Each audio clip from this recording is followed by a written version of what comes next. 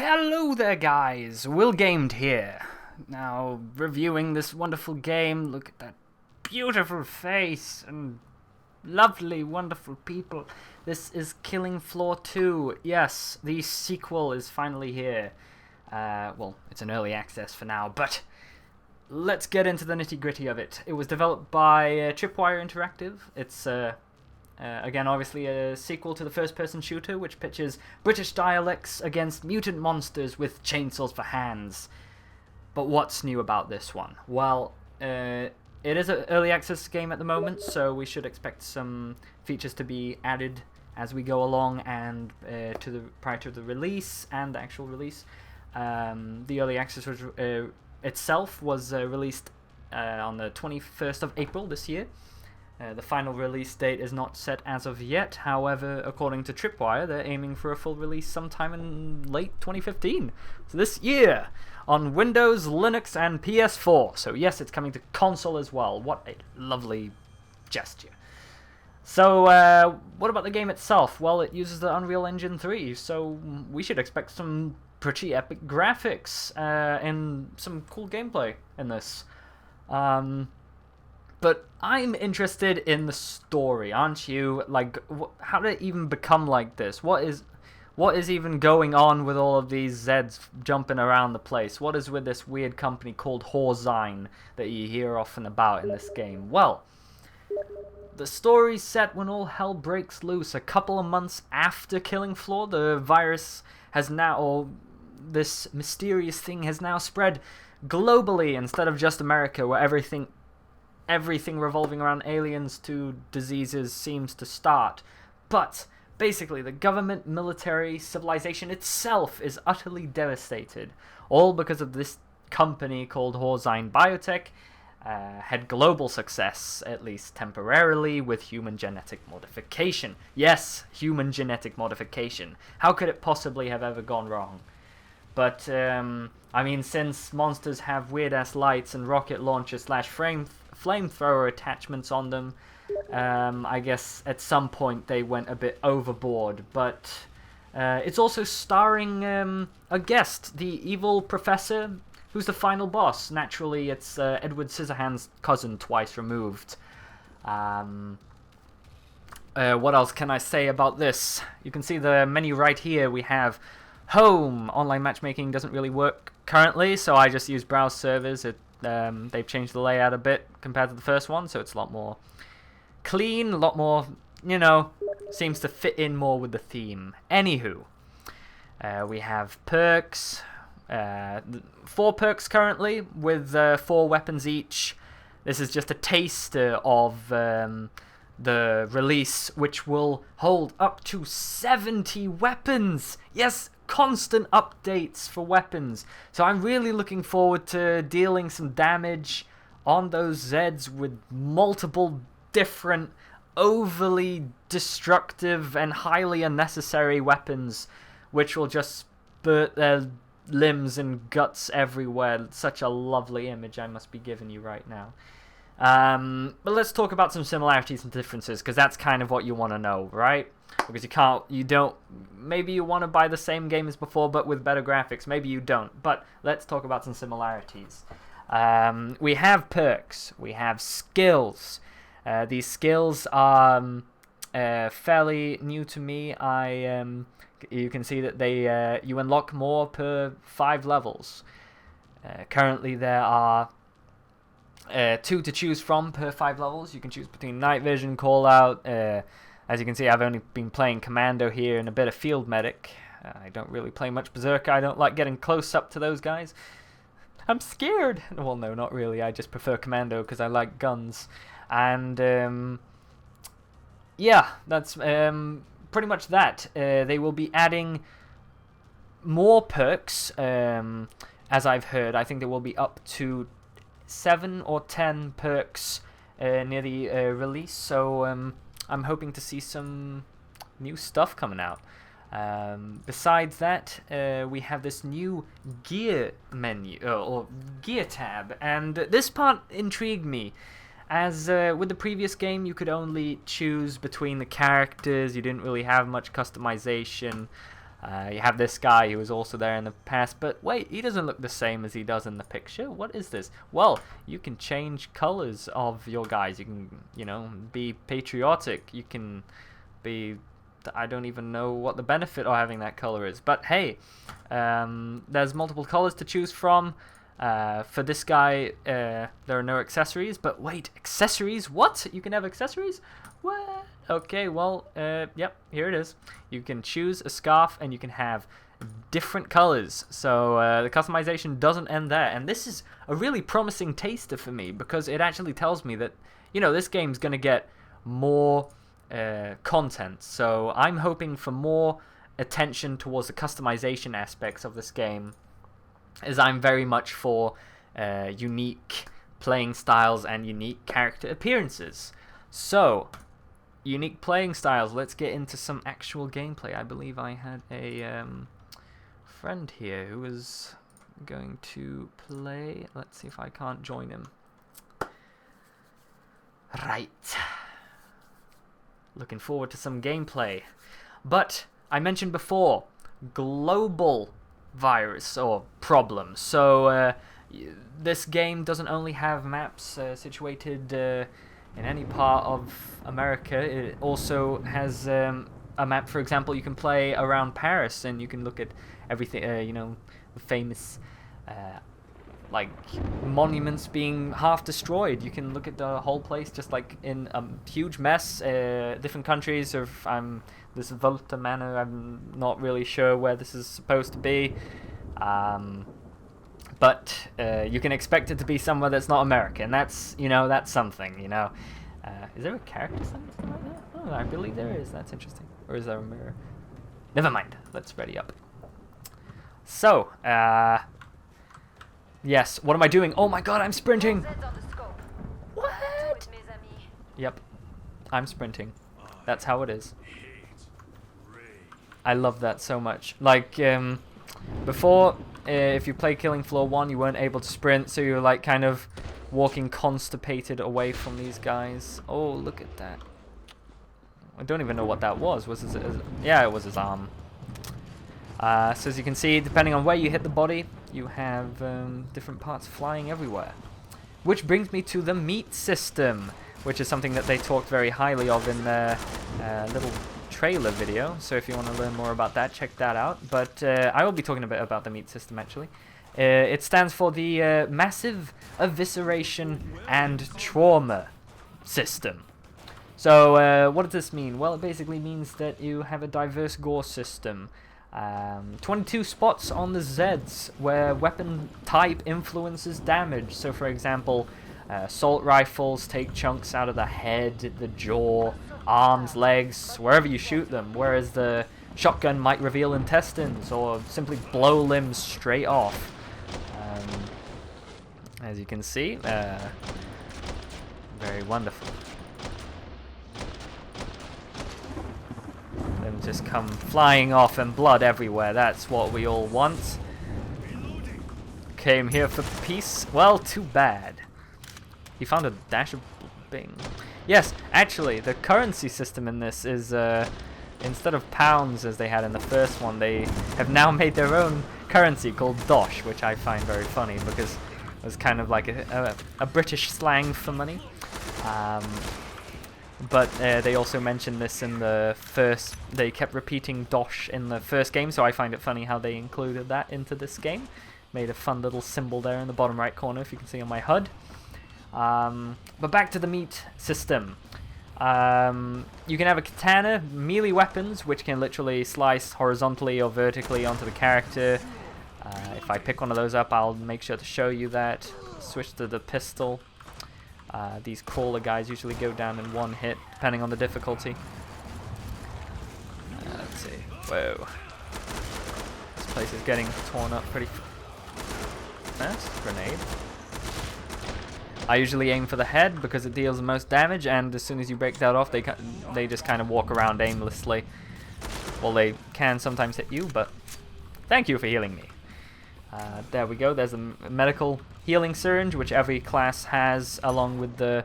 You can see that it's the same scrolling to switch weapon system that it had before. You have the welder. Yes, you can weld these doors. Unweld them. Hold the middle mouse button. Open up, be kind to your friends. Don't just leave them for dead. Anywho. If you press reload, you'll notice that the reloading is pretty, it's pretty realistic, wouldn't you think? And actually on higher levels, they've actually hired a guy who they've copied the animation from. So they've used a model to capture the reloading of that character. I know I'm finding my words perfectly here, but yes, I hope you get my meaning. So you can expect really realistic animations for running, reloading.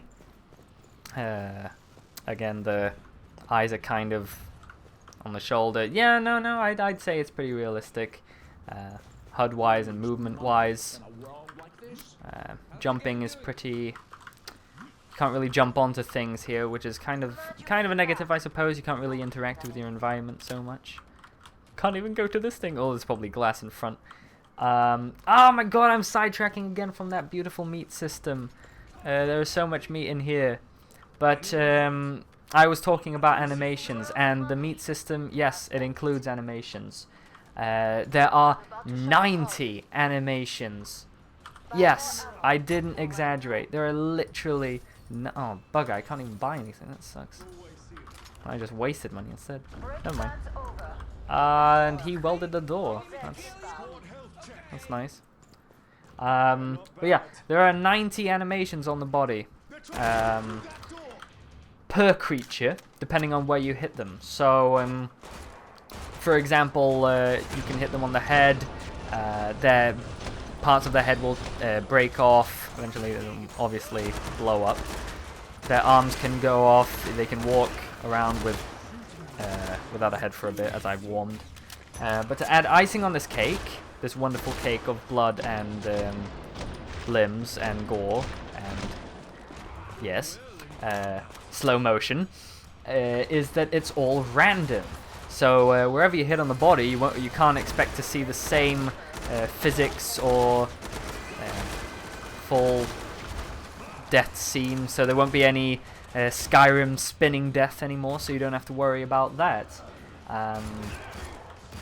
As for the classes, you can see that my perk allows me to see invisible people. Well, the invisible lady who does weird ninja moves, as you can possibly tell. But I'm pretty sure that's all there is to it, really. I can give you some helpful tips if you get into this game. For example, you'll come across a thing called a scrape, which is basically the guy with the chainsaw on his hand. What you want to do there is you want to stay as close behind him as possible. So literally circle around him, because he does lunge attacks. I might be able to show you in this gameplay, otherwise you'll have to see for yourself, but that's the best tip I can give you. When it comes to this Z timer, actually, slow motion, comes when you shoot a lot of them in the head consecutively, which also rings true to the previous previous game, which I found quite fun.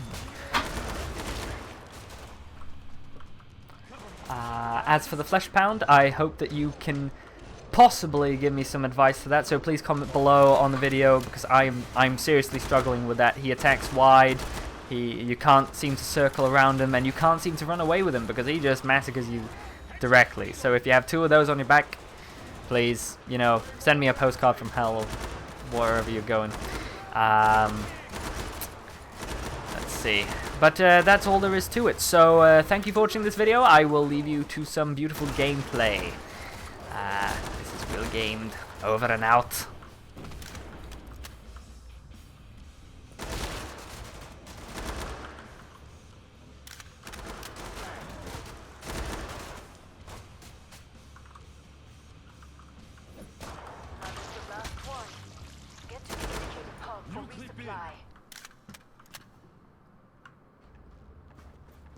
We all live. The fight is unfinished. Keep your bloody head in the game!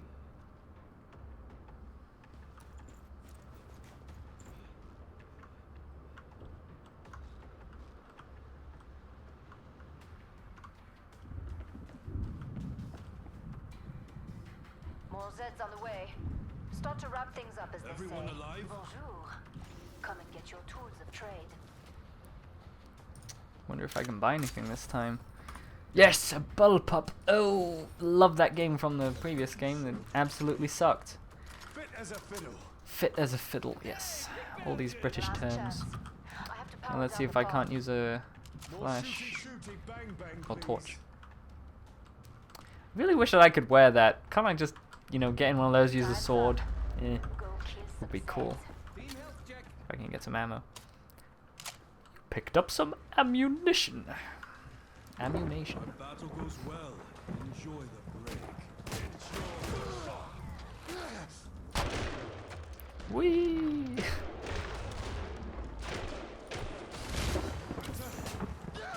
Crack shot. Door under serious. A southern scout, but the Zeds That remain. was all for you. Seem to be coming from the roof. Yay! Door's being smashed up. Are they seriously gonna hold that door? Opening doorway back up. Watch your ears. Oh, that's nice. Feeling rough? The door actually shakes when they attack from it. Shoot well. Well, that was lovely. See, this is one of those annoying things that I've kind of noticed in this game, that there seems to be just like a black void that these Zeds seem to come from. This is the same for every single map that I've come across, and it kind of annoys me because it's just like they could simply add a bit of texture, just see some. Oh my god! Granata! Oh, he got slashed. Shkaboom! Please blow up, grenade. Oh yeah. What a perfect grenade throw. I'm proud of that.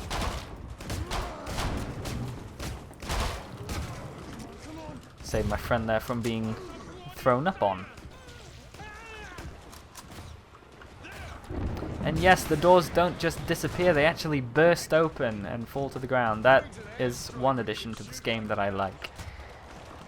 And you can actually get up on this table, that's nice. How considerate of them. Finish the last ones off, so I can put the trigger on. Reloading. Ah, and they die in front of me. That is just disturbing. That ass. Alright. I hear gunshots over here. There's only 3 enemies left. Let's see if I can't zoom forward after this round so I can show you the boss. Let's get you. A Scrake cometh. Let us annihilate this Scrake. So much slow motions. And yeah, if you have one of these guys walking towards you, just, you know, hit him with that. There is a command option. You can have follow me, and you can also request healing, request dosh, which is the currency which I talked about, request help, taunt Zeds. I like that. Whoa. His body just flew apart. See, I don't get to see much of the animation because I just shoot them directly in the head.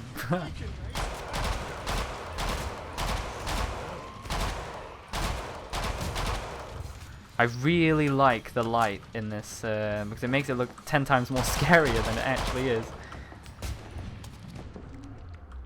The benefits of having a shotgun.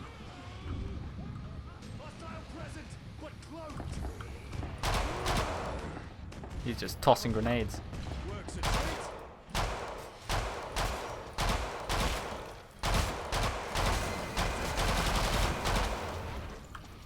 Well, where is that damn Scrake?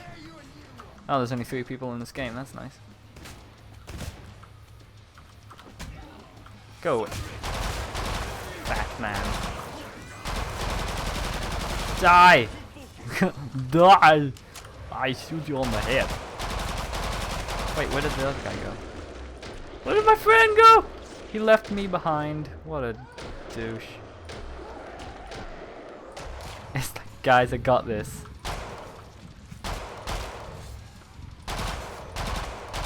Oh, bugger me. Switch to your pistol. It's faster than reloading. How many times have I not heard that? God, there's 30 guys left and I'm stuck outside here alone. This is not a good sign. I will probably die. This is... if I don't make it out here, tell my wife I love her. Wait. I have a wife and kids and family. Yeah, not really, but... They don't know that. Shh.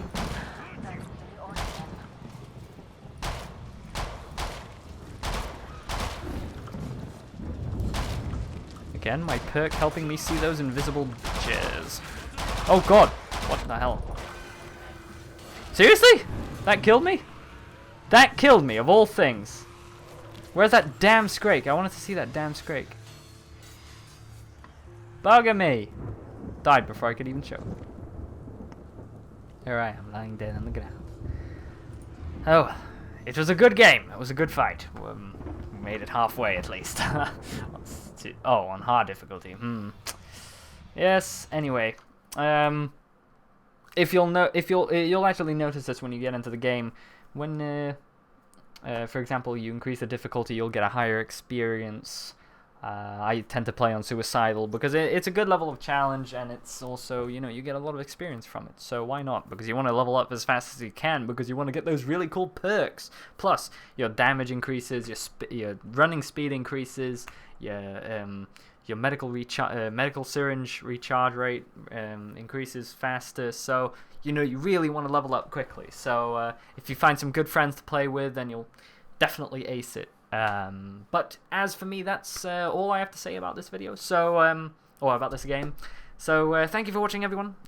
Please like, comment, and subscribe. Any games that you would like me to review, I will definitely get to them. But that is all for me now. So I shall see you on my next video. Thank you for watching. Goodbye.